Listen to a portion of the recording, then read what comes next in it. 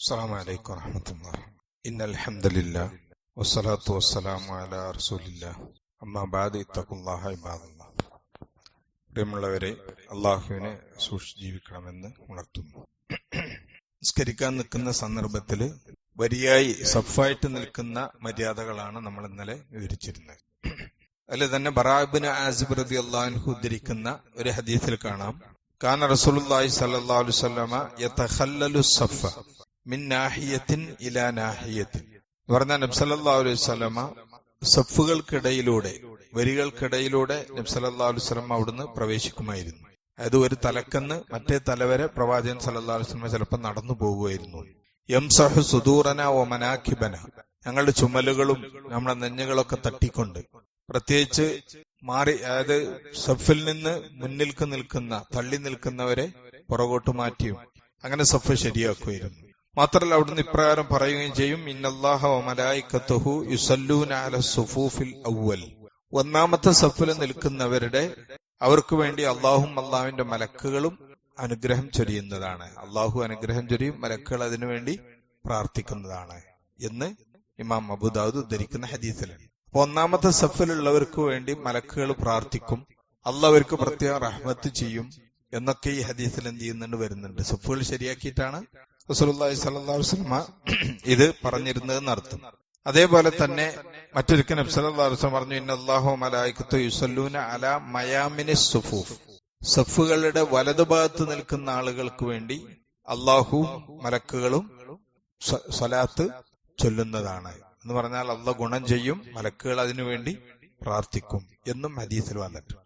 അപ്പൊ ഒന്നാമത്തെ സഫിലും അത് തന്നെ വലതുഭാഗത്ത് നിൽക്കുക എന്നുള്ളത് പുണ്യമുള്ളതാണ്. പക്ഷെ അതിന്റെ അർത്ഥം ഇടതുഭാഗത്ത് ആളില്ലാതെ എന്നല്ല, ഇടതുഭാഗം വലതുഭാഗം ഒരുപോലെ ആയിരിക്കണം എന്നാണ്. ഒന്നോ രണ്ടോ ആള് വലതുഭാഗത്ത് അധികമായാലും കുഴപ്പമില്ല, പക്ഷെങ്കിലും സഫ് ഒരുപോലെ തന്നെ ആയിരിക്കണം. അതേപോലെ മറ്റൊരിക്കൽ നബി സല്ലല്ലാഹു അലൈഹി വസല്ലം പറഞ്ഞു, ലിയലിനി മിൻകും ഉലുൽ അഹ്ലാമി വന്നുഹ. ബുദ്ധിയും തന്റെ ഇടവും ഉള്ളവര് എന്റെ നേരെ പുറകിൽ, എന്നോട് അടുത്ത സഫിൽ നിൽക്കട്ടെ. ഇമാമിന്റെ നേരെ പുറകിൽ നിൽക്കുന്നവര് വിവരമുള്ള, തന്റെ ഇടമുള്ള ആളുകളായിരിക്കണം എന്ന് പറഞ്ഞാല് സുമ്മല്ലദീന യലൂനവും സുമ്മല്ലദീന യലൂനവും, പിന്നീട് അതിനടുത്തവര് നിൽക്കട്ടെ. ഇമാമിന് നിസ്കാരത്തിൽ വല്ല പിഴവുകളും സംഭവിച്ചാൽ അത് പറഞ്ഞു കൊടുക്കാൻ വിവരമുള്ള ആളുകളായിരിക്കണം ഇമാമിന്റെ നേരെ പുറകിൽ നിൽക്കേണ്ടത്. അതുപോലെ ഇമാമിന് എന്ത് ചെയ്യാണ്, ഒന്നും നഷ്ടപ്പെടുക അല്ലെങ്കിൽ മറ്റു വല്ലതും സംഭവിക്കുകയാണെങ്കിൽ ആ ഇമാമിന്റെ സ്ഥാനത്തേക്ക് കയറി നിൽക്കാൻ കഴിവുള്ള ആളായിരിക്കണം ഇമാമിന്റെ പുറകിൽ നിൽക്കുന്നത്. അതൊക്കെ ഈ ഹദീസിൽ എന്ത് ചെയ്യുന്നുണ്ട്, വരുന്നുണ്ട്. കാരണം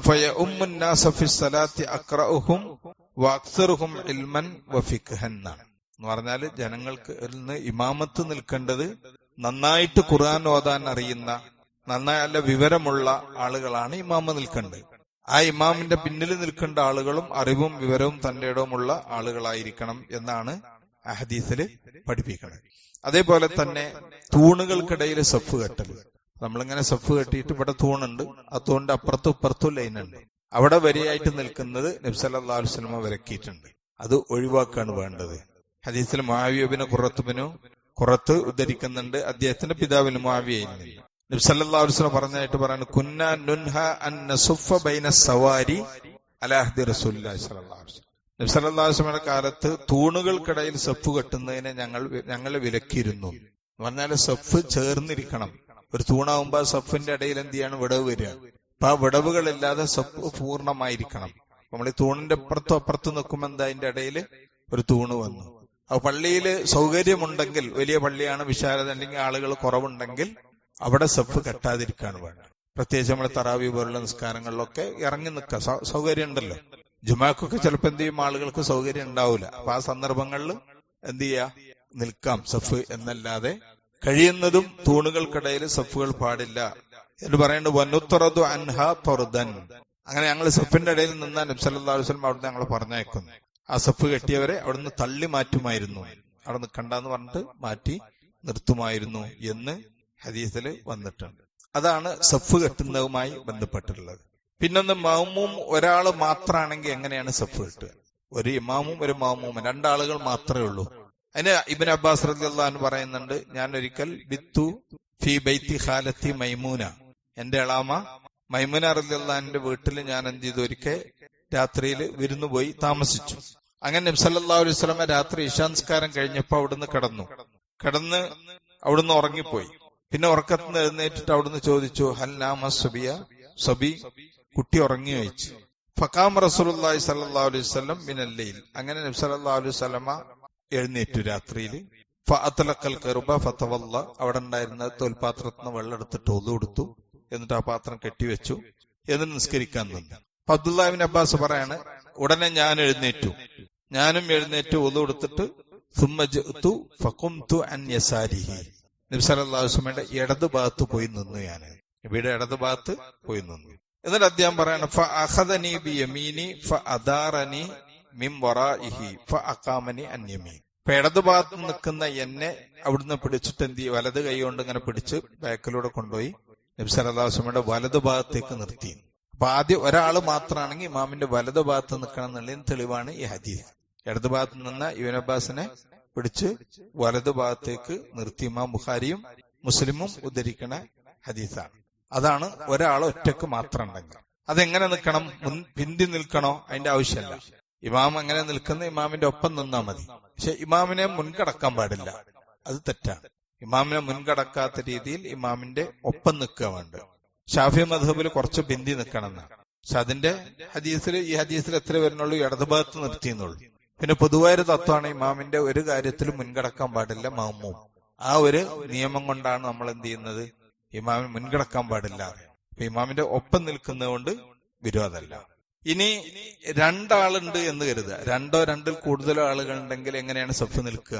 അതിന്റെ ഹദീസ് ഇമാം മുസ്ലിം റിപ്പോർട്ട് ചെയ്യുന്ന ഒരു ഹദീസിൽ വരുന്നുണ്ട്. ജാബിർ റളിയല്ലാഹു അൻഹു ആണ് സംഭവം വിവരിക്കുന്നത്. കുറച്ച് വലിയ സംഭവമാണ്.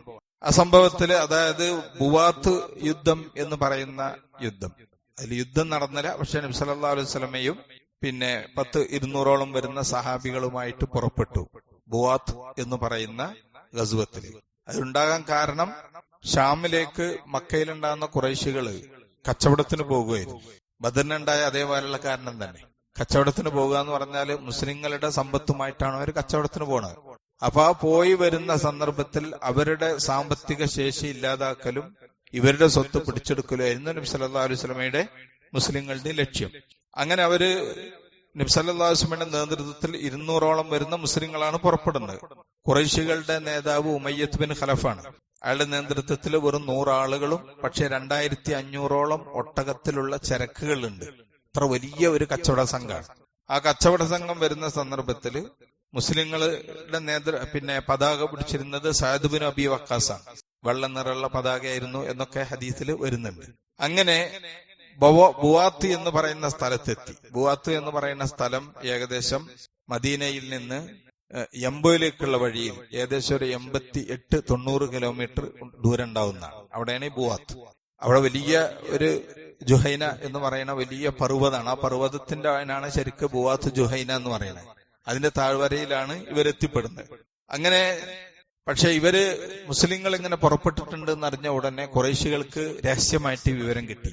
അങ്ങനെ അവര് മുസ്ലിങ്ങൾ അറിയാതെ തന്നെ മറ്റു വഴിയിലൂടെ എന്ത് ചെയ്തു, അവര് രക്ഷപ്പെട്ടു. മുസ്ലിങ്ങളും ഈ ശത്രുക്കളും തമ്മിൽ ഏറ്റുമുട്ടലോ കാണലോ ഉണ്ടായിട്ടില്ല. അവര് രക്ഷപ്പെട്ടു. പക്ഷെ റസൂലുള്ളാഹി സ്വല്ലല്ലാഹു അലൈഹി വസല്ലമയും മുസ്ലിങ്ങൾ എല്ലാവരും കൂടി ഏകദേശം 1 മാസത്തോളം അവിടെ കഴിച്ചുകൂട്ടി. എവിടെ? ഈ ബുവാത്തിൽ. ഇവര് പ്രതീക്ഷിച്ച് കഴിച്ചുകൂട്ടിയതാണ്. പിന്നീടാണ് അപ്പൊ നബി സല്ലല്ലാഹു അലൈഹി വസല്ലം അത് അറിയുന്നത്. അതിൽ ജാബിർ റളിയല്ലാഹു അൻഹു പറയുന്നുണ്ട്, ഞങ്ങൾ നബി സല്ലല്ലാഹു അലൈഹി വസല്ലമയുടെ കൂടെ നടന്ന് അങ്ങനെ ഒരു വൈകുന്നേരമായപ്പോ അവിടെയുള്ള ഒരു കിണറിന്റെ അടുത്തെത്തി. അറബികളുടെ ഒരു കിണറുണ്ട് അവിടെ. ആ കിണറിന്റെ അടുത്തെത്തിയപ്പോ നബി സല്ലല്ലാഹു അലൈഹി വസല്ലം ചോദിച്ചു, മർ റജുലുൻ യതഖദ്ദമുന ഫയംദുറുൽ ഹൗള ഫയശ്റബു വയസ്ഖീന. ആരുണ്ട് നമ്മളിൽ പോയിട്ട് ആ കിണറ്റിന്ന് വെള്ളമെടുത്ത് അവിടെ ഉണ്ടായിരുന്ന തൊട്ടിയുണ്ട്, ആ തൊട്ടി ഒന്ന് കഴുകി വൃത്തിയാക്കി അതിൽ വെള്ളം നിറച്ച് അതിൽ കുടിക്കാൻ തയ്യാറുള്ള ആരുണ്ട്? കുടിച്ച് ഞങ്ങളെയും കുടിപ്പിക്കണം. ഉടനെ ജാബിർ റളിയല്ലാഹു അൻഹു പറഞ്ഞു, ഒരാളുണ്ട് പറഞ്ഞിട്ട് അദ്ദേഹം കൈപൊക്കി. അപ്പൊ നബി സല്ലല്ലാഹു അലൈഹി വസല്ലം ചോദിച്ചു, ജാബിറിന്റെ കൂടെ വേറെ ആരാളുള്ളത്? അപ്പൊ അവിടുന്ന് ജബ്ബാറു ബിൻ സഖർ എന്ന് പറയുന്ന സഹാബി ഞാനുണ്ട് എന്ന് പറഞ്ഞു.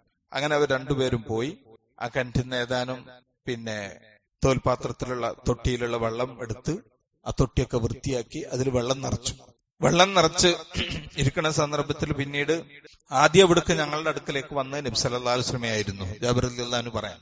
അങ്ങനെ നബി സല്ലല്ലാഹു അലൈഹി വസല്ലം വന്ന് അവരോട് അനുവാദം ചോദിച്ചു, ഞാൻ വന്നോട്ടെ എന്ന് ചോദിച്ചു. അവര് അനുവാദം കൊടുത്തു. നബി സല്ലല്ലാഹു അലൈഹി വസല്ലം ചെന്ന് നബിയുടെ ഒട്ടകത്തിനെ വെള്ളം കുടിപ്പിച്ചു. ഒട്ടകം നന്നായിട്ട് വെള്ളം കുടിച്ചു. പിന്നെ ആ ഒട്ടകത്തെ അവിടുന്ന് മാറ്റി കെട്ടിയതിനു ശേഷം പിന്നെ അവിടുന്നുള്ളത് സുമ്മ ജാ റസൂലുള്ളാഹി ഇലൽ ഹൗദ് ഫതവല്ലഅ മിൻഹു, നബി ആ തൊട്ടിയിൽ നിന്ന് വന്നിട്ട് ഉളു എടുത്തു. അപ്പൊ ജാബിർ റളിയല്ലാഹു അൻഹു പറഞ്ഞു, ഞാനും എന്ത് ചെയ്തു, അപ്പൊ ഉളു ചെയ്തു. അങ്ങനെ ആ സമയത്ത് ജബ്ബാർ ഇബ്നു സഖർ എന്ത് ചെയ്തു, പിന്നെ വിസർജനത്തിന് വേണ്ടി പോവുകയും ചെയ്തു. അങ്ങനെ നബി സല്ലല്ലാഹു അലൈഹി വസല്ലം നിസ്കരിക്കാൻ നിന്നു. അതാണ് നമ്മളെ വിഷയവുമായിട്ട് ബന്ധപ്പെട്ടുള്ളത്. നബി സല്ലല്ലാഹു അലൈഹി വസല്ലം നിസ്കരിക്കാൻ നിന്നപ്പോ ജാബിർ റളിയല്ലാഹു അൻഹു പറയാണ്, പിന്നെ ഞാനും നിസ്കരിക്കാൻ നിന്നു. അങ്ങനെ എന്റെ അടുത്ത് നിസ്കരിക്കാനാവുമ്പോഴത് ആകെ ഒരു പതപ്പാണുള്ളത്, ഒരു ചെറിയ പതപ്പാണ്. അത് ശരിക്കും എടുക്കാൻ പറ്റാത്ത രീതിയിലുള്ള പതപ്പാണ്, ശരിക്കും മറയൂല. അപ്പൊ ഞാനത് എന്ത് ചെയ്തു, അതിന്റെ രണ്ടറ്റങ്ങള് വിപരീതമാകുന്ന രീതിയിൽ ഇങ്ങനെ പിടിച്ച് കെട്ടാൻ നോക്കി. പക്ഷെ അതിനത് എത്തുന്നില്ല, ചെറിയൊരു പതപ്പാണുള്ളത്. അങ്ങനെ അദ്ദേഹം അത് പെരടിയിൽ കെട്ടി. എന്നിട്ട് നബി സല്ലല്ലാഹു അലൈഹി വസല്ലമയുടെ ഇടത് ഭാഗത്ത് വന്നു നിന്നു. അപ്പൊ നബി സല്ലല്ലാഹു അലൈഹി വസല്ലമ ഇതേപോലെ തന്നെ ഈ ജാബിർ റളിയല്ലാഹു അൻഹുവിന്റെ കൈ പിടിച്ചിട്ട് വലതു ഭാഗത്തേക്ക് നിർത്തി. രണ്ട് ഹദീസായി. നബിയുടെ ഇടത് ഭാഗത്ത് നിന്നതിനെ വലതു ഭാഗത്തേക്ക് നിർത്തി. പിന്നെ ജബ്ബാർ ഇബ്നു സഖർ വന്നു. അദ്ദേഹം വുളു എടുത്ത് നിസ്കരിക്കാൻ വന്നു. അദ്ദേഹം എന്ത് ചെയ്യാണ്, ഫഖാമാൻ യസാരി റസൂലുള്ളാഹി, നബിയുടെ ഇടത് ഭാഗത്ത് അദ്ദേഹം നിന്നു. വലതു ഭാഗത്ത് ജാബിറുണ്ട്, ഇടത് ഭാഗത്ത് പിന്നെ ജബ്ബാറും ഇബ്നു സഖറും ഉണ്ട് റഹിമഹുല്ലാഹ്. ഫഅഖദ റസൂലുള്ളാഹി സ്വല്ലല്ലാഹു അലൈഹി വസല്ലം ബിയദൈനാ ജമിയാൻ.